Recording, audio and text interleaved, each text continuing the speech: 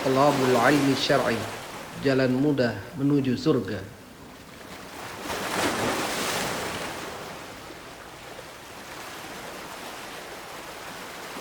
Assalamualaikum warahmatullahi wabarakatuh.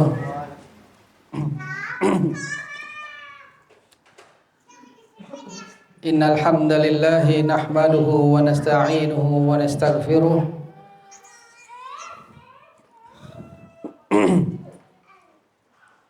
wa natubu ilaihi wa na'udzu billahi min shururi anfusina wa min sayyiati a'malina. May yahdihillahu fala mudilla lahu wa man yudlil fala hadiyalah. Asyhadu an la ilaha illallah wahdahu la syarikalah wa asyhadu anna Muhammadan abduhu wa rasuluh. Qala Allah Ta'ala fil Qur'an al-Karim, ya ayyuhalladzina amanu taqullaha haqqa tuqatih wa la tamutunna illa wa antum muslimun. Fa ayuhan nas ittaqu rabbakumul ladzi khalaqakum min nafsin wahidah wa khalaqa minha zawjaha wa batha minhuma rijalan katsiran wa nisaa'a wattaqullaha alladzi tasaaluna bihi wal arham innallaha kana 'alaikum raqiba. Amma ba'du fa inna khairal kalam kalamullah wa khairal hadi hadi Muhammadin sallallahu alaihi wasallam wa syarrul umuri muhdatsatuha fa inna kulla muhdatsatin bid'ah wa kulla bid'ah dhalalah wa kulla dhalalah finnar. Kama qala Rasulullah sallallahu alaihi wasallam. Ayyuhal ikhwah, jamaah yang Allah muliakan. Tentunya hari-hari yang telah kita lalui, sungguh begitu Allah telah memberikan banyak kenikmatannya. Sudah sepatutnya kita mensyukuri atas nikmat ini, nikmat iman Islam dan juga tentunya nikmat keamanan. Dengan keamanan suatu negeri kita bisa beribadah kepada Allah dengan sempurna, mudah-mudahan tanpa diiringi oleh rasa takut, dengan suasana yang mencekam, suasana yang horor. Bukan horor karena hantu, tapi adanya dentuman senjata bom-bomnya yang terjadi di sana, di negeri Palestina. Maka semoga Allah memberikan kesabaran buat orang-orang Palestina, spesialnya yang di Gaza, agar mereka bersabar dan memohon pertolongan Allah. Inna nasrullah qaribun. Sesungguhnya pertolongan Allah itu dekat. Kalau kita bicara Palestina, tentu ini adalah persoalan seluruh umat Islam. Bukan persoalan yang dihadapi orang Arab saja, khususnya yang ada di sana. Persoalan yang menjadi tempat terkumpulnya segala musibah. Dan ini menunjukkan kepada kita atas apa? Kesalahan kita mungkin, dosa-dosa kita mungkin. Juga terang benderangnya umat Islam belum ada apa-apanya. Jelas kekurangan umat Islam hari ini dibandingkan umat Islam yang berada pada zaman Rasulullah, para sahabat, juga tabi'in, tabi'ut tabi'in, zaman keemasan Islam, kecemerlangan Islam. Terang bagi kita hari ini kekurangan kita sebagai orang Islam,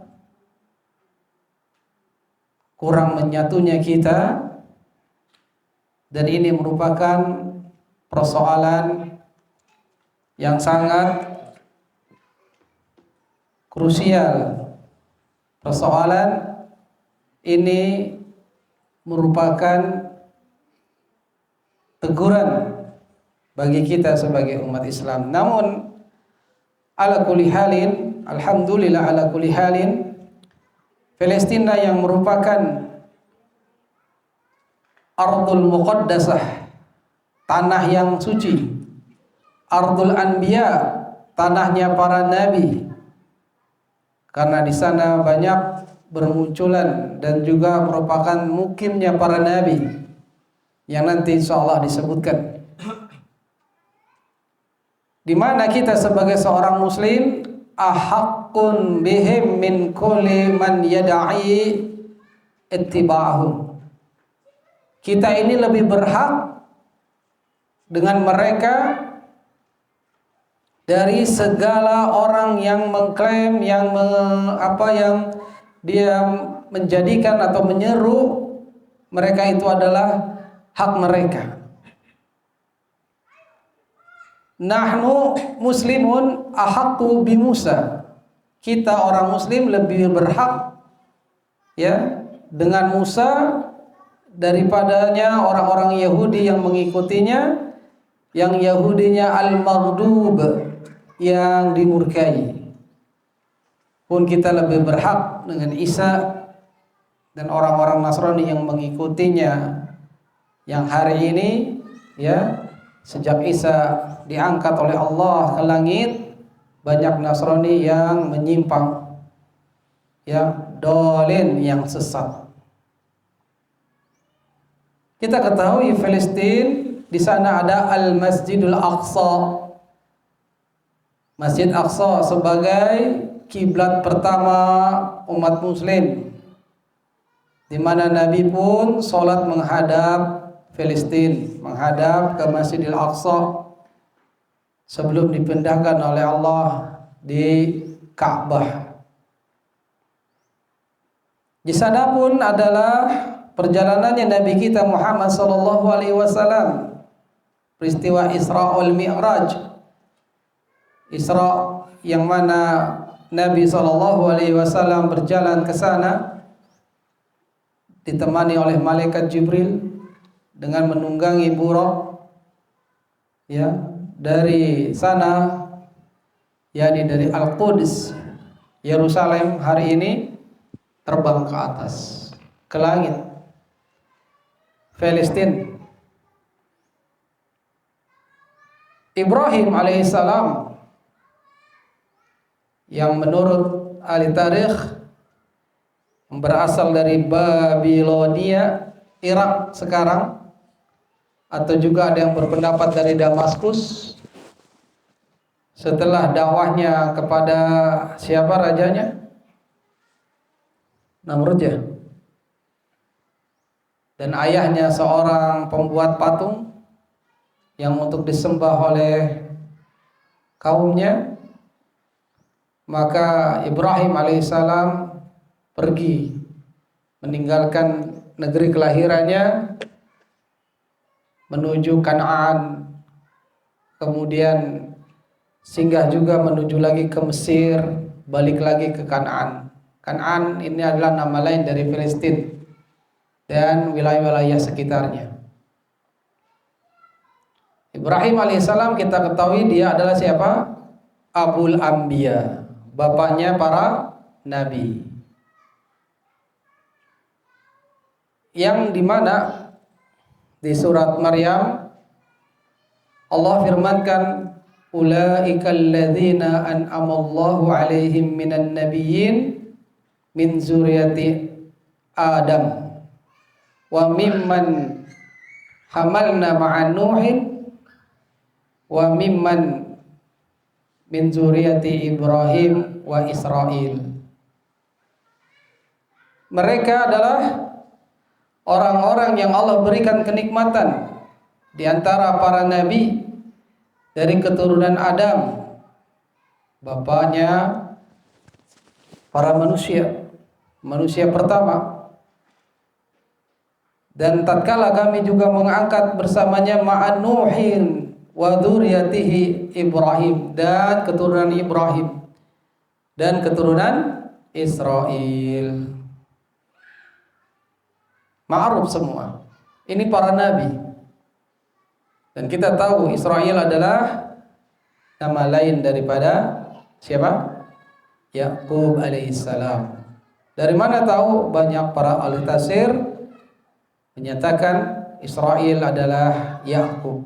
Di antaranya hadis Ibnu Abbas radhiyallahu anhuma yang bersama Nabi sallallahu alaihi wasallam ya berjalan dan bertemu dengan kumpulan orang-orang Yahudi di Madinah. Nabi mengatakan, hal ta'lamuna anna Israila Yaqub?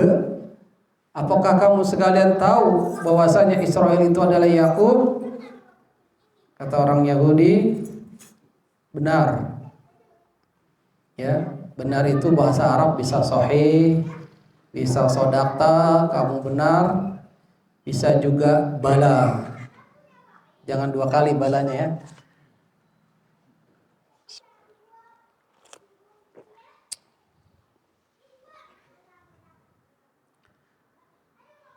Pun Al-Imam Asy-Syaukani rahimahullah ta'ala menjelaskan tentang Israel ini.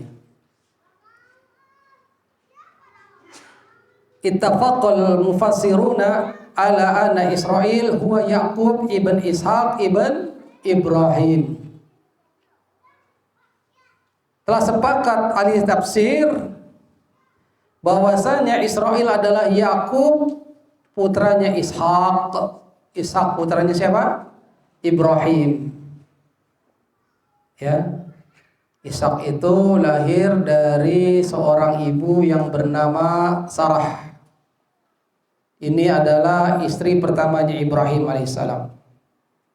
Tatkala di Mesir, ya, Sarah juga membawa budaknya yang bernama Hajar, yang pada saatnya nanti Hajar dinikahi oleh Ibrahim alaihissalam. Tadinya Sarah itu mau diambil oleh Raja Mesir yang ingin sekali menikah dengan wanita yang cantik, karena Sarah ini cantik.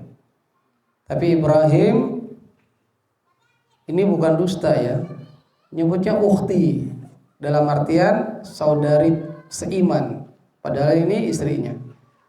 Ya.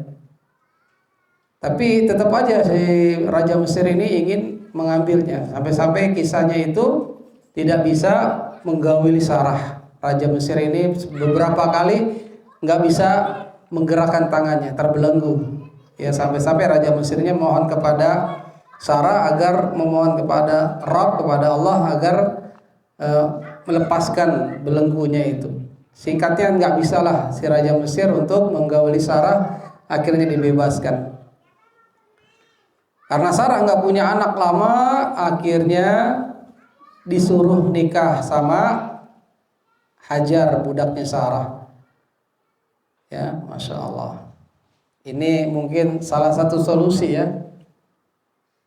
Mungkin Allah alam. Kalau belum punya anak lama, nah istrinya relain, bang, kan nikah deh itu, biar punya anak.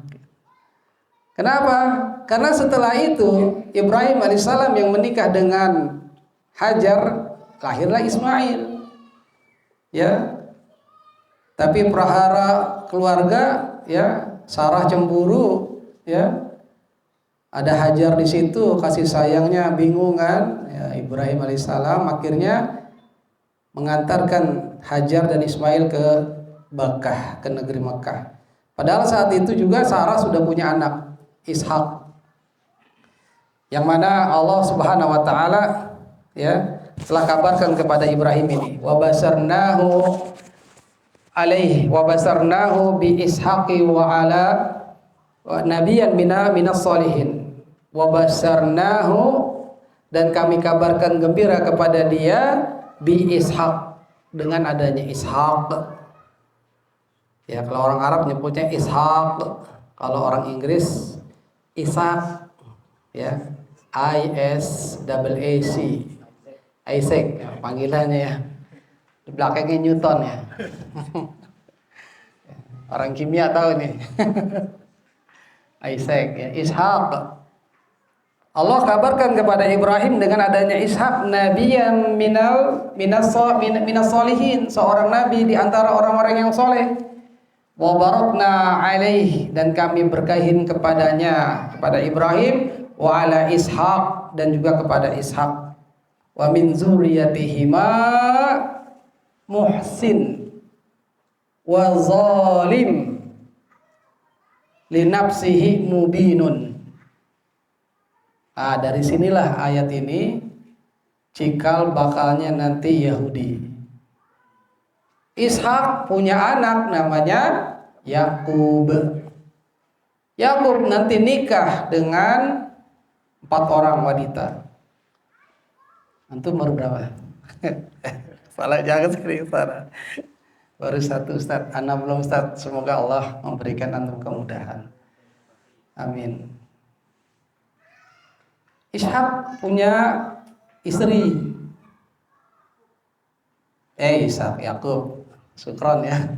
Ingatin. Yakub punya istri Leah. Bahasa sananya gampangnya Lea. Dari Lea, asalnya belum sama Lea, asalnya sama Rahil. Bahasa kulonnya Rahel. Bahasa kulon. Nah, dari Rahel, karena Rahel itu dipengenin sama Yakub, ya lebih cantik, tapi belum punya anak-anak juga, akhirnya disuruh nikah sama adiknya, yaitu Lea. Akhirnya Yakub nikah sama Lea, baru punya anak, yaitu ada 6. Rawiyin, ini yang paling tua, kemudian Yehuda atau Yehuda. Yang ini nanti dijadikan nama buat Yahudi sebagai agama. Kalau sekarang cerita kita ini Yahudi sebagai suku atau suatu bangsa. Ya, kan Yakub adalah Israel, maka Bani Israel adalah anak-anaknya Yakub alaihissalam. Rawiyin, Yehuda, Syam'un, ya. Kalau orang Sunda Samaun. Syam'un, Lewi, orang-orang sana bilangnya Levi, ya, maka dijadikan merek jeans. Hati-hati antum, jangan beli. Antum dukung Yahudi, antum beli Levi's. Lewi, terus Yashakir, dan satu lagi Zebulun. Inilah anak Yakub yang 6. Yang 6-nya ini sebenarnya cemburu. Karena Yakub lebih cinta sama anaknya yang lain dari Rahel, dari Rachel, yang punya anak 2, Yusuf alaihissalam sebagai nabi, dan satu lagi Bunyamin, nggak pakai S. Ya. Yusuf dan Bunyamin inilah bersaudara, tapi yang 6 ini jahat, ya, kepada Yusuf. Yang kisahnya panjang di surat Yusuf.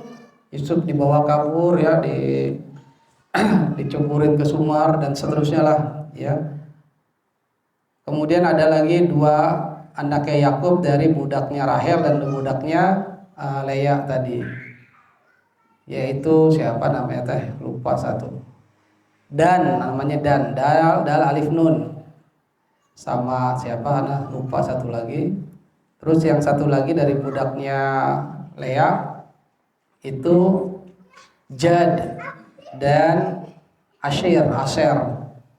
Itu 12 keturunan Nabi Yakub alias Bani Israel awal-awalnya. Ya, cuman perempuan yang satu tadi. Siapa yang perempuan itu? Dan kalau nggak salah. Pokoknya 12 itulah yang nanti berkembang biak.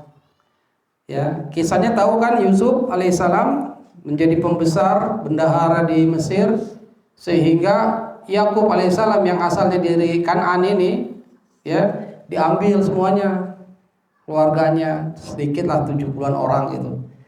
Eksodus ke Mesir. Nah, berkembang biak di Mesir banyak. Tapi Yusuf alaihissalam wafat, Yakub juga kembali ke Palestina, wafat di sana. Ya, habislah masa kejayaan Bani Israel. Tapi Bani Israel sudah berkembang di Mesir. Ya. Nah, raja setelah raja-raja yang memimpin di sana adalah Fir'aun. Nah, inilah mulainya Bani Israel sebagai suku bangsa menjadi budak, ya, diperbudak lama ratusan tahun, berabad-abad, ya, sampai menjadi paganis, ya, menyembah berhala dan seterusnya, sampai akhirnya ahli Musa alaihissalam diutus oleh Allah Subhanahu wa taala. Ya, ratusan tahun, sudah berabad-abad melihat penindasan seperti itu, dari Bani Israel lah munculnya seorang nabi yang namanya Musa. Dan Musa itu putranya Imran. Imran putranya Fahad. Fahad putranya Lawi. Lawi putranya Yakub. Berarti Musa masih Bani Israel, masih keturunan Yakub alaihissalam, bin Ishak bin Ibrahim, Ibrahim bin sampai Nuh, terus sampai Adam. Ya, kita nggak menceritakan kisahnya Ismail, orang mereka bilang itu yang nantinya terus sampai kepada Nabi kita Muhammad SAW. Nah, inilah munculnya Musa alaihissalam yang diutus untuk mendakwahkan Fir'aun, karena Fir'aun itu togut, ya, berlebihan melampaui batas. Kisahnya yang paling banyak diceritakan oleh Allah dalam Al-Quran, ya, begitupun Bani Israel. Bani Israel, ya, selama perbudakan mereka itu dikasih penampakan, ya, dikasih lihat oleh Allah mujizatnya Musa alaihissalam. Ya, tapi mereka nggak sadar, mereka kurang beriman walaupun menjadi pengikutnya Musa alaihissalam. Di antaranya Musa alaihissalam itu dikasih walaqad ataina Musa tis'a ayatin bayyinat. Sungguh kami datangkan kepada Musa itu 9 mukjizat. Bukan 9, ya, lebih malahan mukjizatnya. Ada 10, 11, 12, 13. 9 diantaranya itu ada diantaranya dikisahkan oleh Allah. Fa arsalna alaihim tufan. Ini mukjizatnya Nabi Musa, ya. Nabi Musa minta kepada Allah, Allah memberikan topan, angin topan, badai. Yang mana badai itu merusak negeri Mesir, tapi tidak merusak pemukiman Bani Israel. Ya. Tobat sesaat kaumnya orang-orang Mesir, kaumnya Firaun. Ya, setelah tufan ada jarad, belalang, hama belalang. Banyak di mana-mana belalang, ya, menghinggapi tanaman-tanaman mereka sehingga paceklik dan seterusnya. Mereka minta kepada Musa agar dihentikan ini belalang, akhirnya belalangnya juga sudah hilang. Setelah belalang wakummal, ada kutu, ya, banyak hama-hama kutu juga. Ya, setelah itu Bani Israel nggak terserang, tapi orang-orang Mesir saja yang terserang. Ya, setelah kumal datang, wadofa, dia kodok, katak. Ya, hama katak banyak melebar kemana-mana. Ya, tidak menyerang Bani Israel. Ya, lagi makan ada kodok, ya, baru mau makan kodok masuk, mangap. Ya, macam-macam lah. Akhirnya orang-orang Firaun ini, kaum Mesir ini minta kepada Musa agar dihilangkan. Ya, tapi tetap ngeyel, masih enggak beriman. Ya, katak itu enggak nyerang Bani Israel. Sampai juga datang dam, ya, darah, sungai Nil merah semua, sumur-sumur ambil airnya keluar darah. Baru mau minum orang Mesir darah. Ya, tapi ini tidak mengenai Bani Israel. Ya, Bani Israel bersih, sumurnya jernih, minumannya. Sampai-sampai orang Mesir berkunjung ke Bani Israel mau minum, minumnya darah juga. Inilah mujizat yang Allah berikan kepada Musa untuk menyadarkan orang-orang Mesir, kaum Firaun, juga telah disaksikan oleh Bani Israel. Tetap saja kaum Firaun tidak mau beriman. Ya, pun dengan tongkat yang bisa berubah menjadi ular besar yang memakan tali-tali temali yang menjadi ular oleh sihirnya Firaun, tetap saja mereka nggak beriman. Dan ini pun disaksikan oleh Bani Israel. Ya, disaksikan oleh mereka sebagai mukjizat, ya. Hanya saja orang Bani Israel memang mengakui ya kenabian Musa, tapi mereka orang-orang yang selalu putus asa, ya. Maka puncaknya awal Yahudi menjadi suatu agama adalah tatkala Musa membawa kaumnya Bani Israel meninggalkan Mesir, nyebrang, ya, menyeberangi apa? Lautan Merah di Sinai, semenanjung Sinai. Itulah mulainya Yahudi sebagai agama, ya. Bani Israel melihat, ya, tentang mujizatnya Nabi Musa bisa membelah lautan. Orang-orang Bani Israel waktu terdesak di depannya lautan, ya, dia mengeluh, ya, bagaimana ini kau malah menyesatkan kami, dibilang begitu, ya. Akhirnya dibelah dengan izin Allah melalui tongkatnya, terbelahlah lautan, namun tidak becek, ya. Kalau kita kan nguras empang, nguras kolam kan pasti becek tanahnya. Ini kering, bisa dilalui. Ada yang mengatakan, wah itu sihirnya datang lagi. Wah, jadi Bani Israel itu ada yang seperti itu bicaranya. Sampai ditenggelamkan Fir'aun dan bala tentaranya, tetap saja Bani Israel enggak beriman kepada Musa secara full. Kenapa? Melihat suatu kaum di Kanaan itu yang menyembah patung. Dia bilang, ya Musa ij'alna ilahan. Musa, ya, jadikanlah, buatkanlah kami itu ilah, sesembahan, ya, sebagaimana kaum itu buat sembahan patung. Muka Musa alaihissalam geram, baru aja diselamatin, ya, baru aja melihat mujizat besar itu kan, yang luar biasa. Tapi seketika itu juga mereka kufur. Ya, akhirnya Musa mengatakan, innakum qaumun tajhalun. Semua kamu ini adalah kaum yang bodoh, kaum yang tidak mengetahui bagaimana memberikan sifat-sifat kepada sesembahan.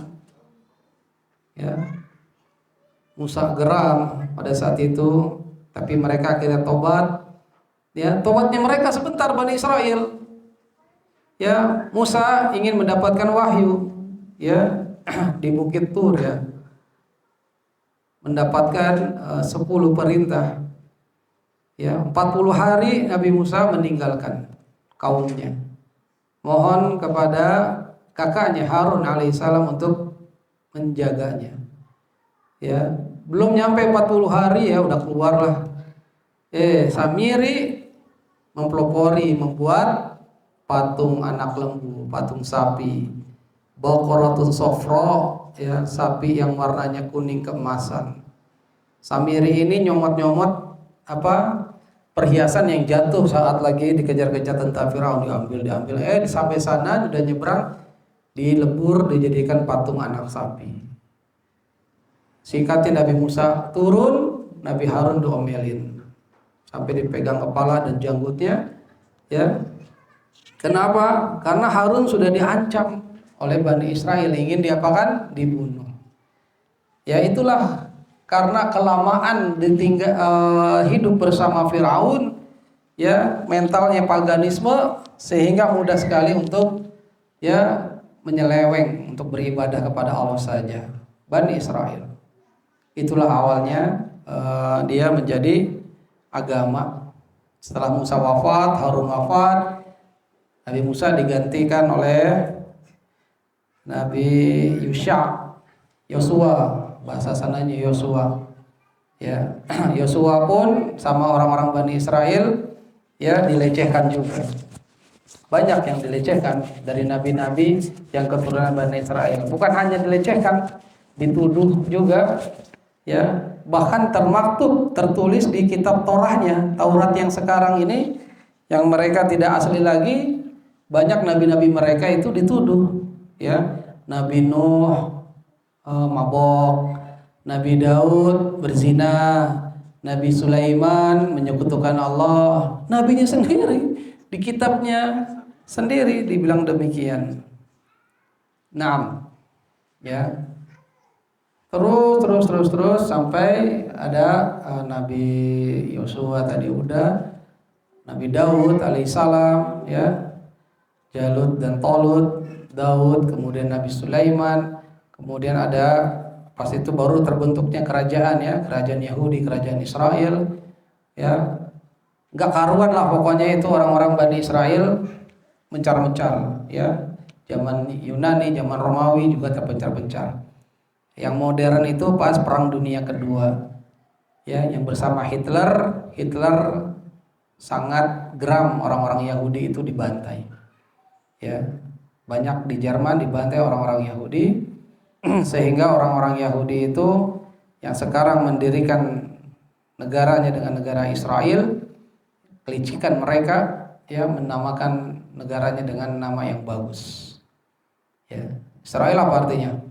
Isra fi lugatihim, kata Imam Syafi'i rahimahullah, Imam Asy-Syaukani, Isra, ya, berdasarkan bahasa mereka Ibrani artinya al-abdu, hamba.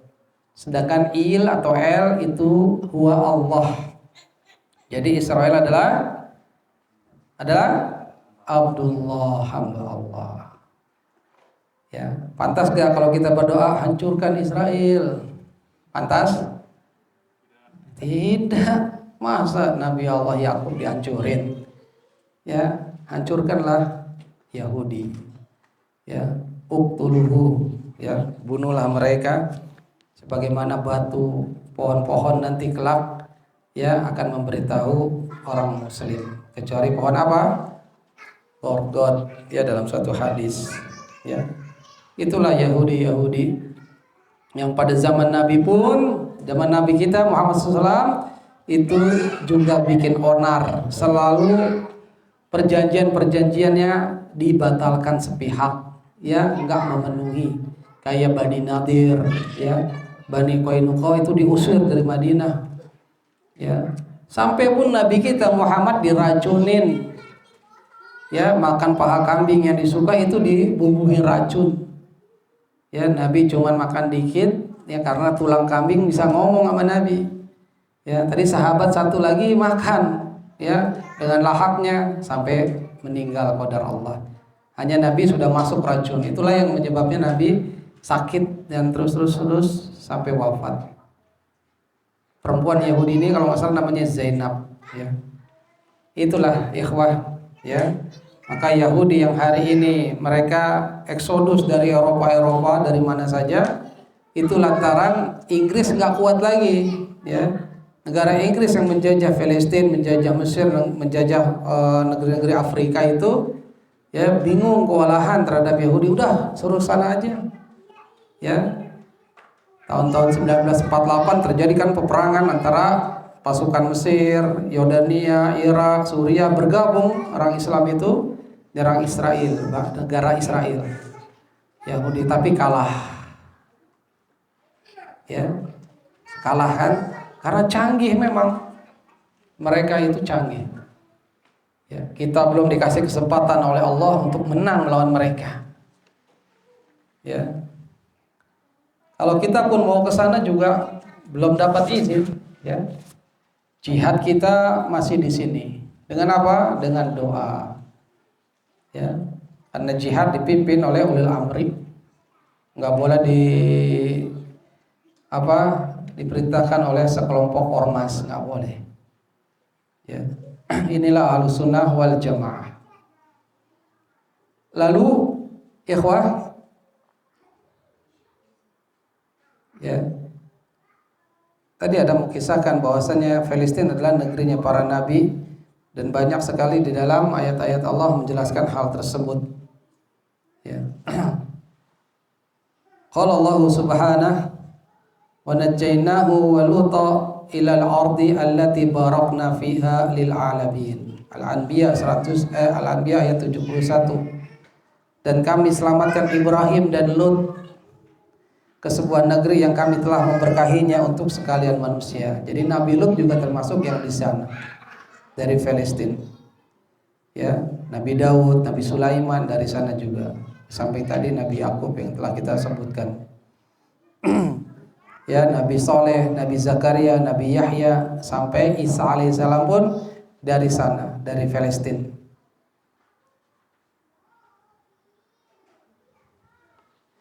Palestina hiya miras al-ajdad. Palestina itu adalah warisan nenek moyang. Ya. Wa mas'uliyatul ahfad, dan menjadi tanggung jawab anak cucu. Lihat, Palestina itu adalah warisan nenek moyang, menjadi tanggung jawab anak cucu muslim. Ya. Di sana adalah mi'rajnya Muhammad sallallahu alaihi wasallam. Dan pada zamannya ahdi Umar, pada masa Umar menjadi khalifah, inilah yang kita menang. Ya. Kalau nggak salah Ubaidillah bin Jarrah yang memimpin ya sana. Jadi masa Umar lah Palestina di bawah kekuasaan Islam. Pun ya tatkala diganti-ganti di sana juga ada peperangan yang merebutkan Palestina, yaitu perang salib di sana. Ada Salahuddin Al-Ayyubi yang menjadi pahlawan Islam. Ya. Maka tanah itu malah tanah suci yang diperebutkan terus oleh 3 agama samawi ini. Tapi saat Islam yang menguasai, tenang, damai. Kita mempunyai toleransi yang tinggi. Ya, nggak menghancurkan sinagog, tidak menghancurkan gereja yang ada di sana. Maka saudara-saudaraku yang tercinta, maka pembicaraan kalau kita tentang Palestina itu adalah tanggung jawab kita juga. Ya, tentu hari ini kita nggak mungkin ke sana. Ya, apa yang mungkin? Doanya. Apa yang mungkin? Uangnya, materinya, sedekahnya. Apalagi Syekh Salman, seorang murid Syekh Albani rahimahullah taala, dia bicara, kalau selama 30 tahun saya tidak pernah lagi makan minum yang produknya negara Yahudi itu. Selama 30 tahun. Ini mempunyai dampak besar ternyata. Ya, karena ekonomi dunia kan dikuasai mereka. Ya, karena barang-barangnya bagus, kualitasnya juga bagus, ya.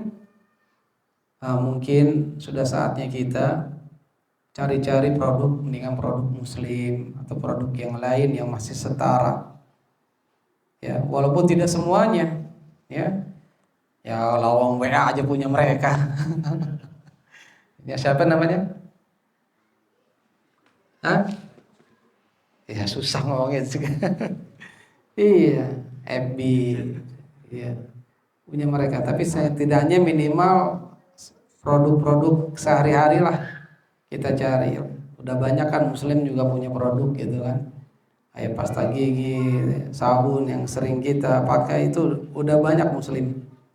Ya, maka beralihlah ke sana. Itu punya pengaruh yang besar ya untuk keberlangsungan. Sebab kalau kita beli ya ini hanya keuntungan persentasenya mereka, dan mereka pasti nyetorin ke negara Yahudi, ya, dan dijadikan senjata, ya, dijadikan untuk membunuh saudara-saudara kita. Allahul musta'an. Wa inna min a'dhami asbab, sesungguhnya di antara sebab-sebab terbesar nasrullah lana, ya, pertolongan Allah bagi kita, yaitu apa? Agar kita menolong agama Allah.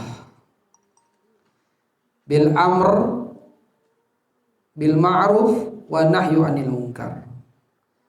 Kama qala ta'ala, ya ayyuhalladzina amanu in tansurullah yansurukum wa yathbit aqdamakum.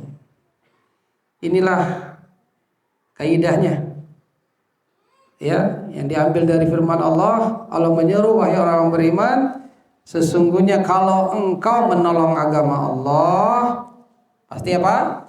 Yang surukum, dia akan menolong engkau, dan dia akan mengokohkan, ya, mengokohkan kalian, ya, kaki-kaki kamu. Wa yusabit aqdamakum. Jadi ini kaidahnya. Kalau kita nolong agama Allah dengan benar, pasti Allah akan menolong kita dan mengokohkan kaki-kaki kita. Ya. Mungkin zaman-zaman ini ya 10 terakhir, 20 terakhir atau dari tahun 48 yang kalah perang itu Allah belum menolong kita. Karena kita belum menolong agama Allah.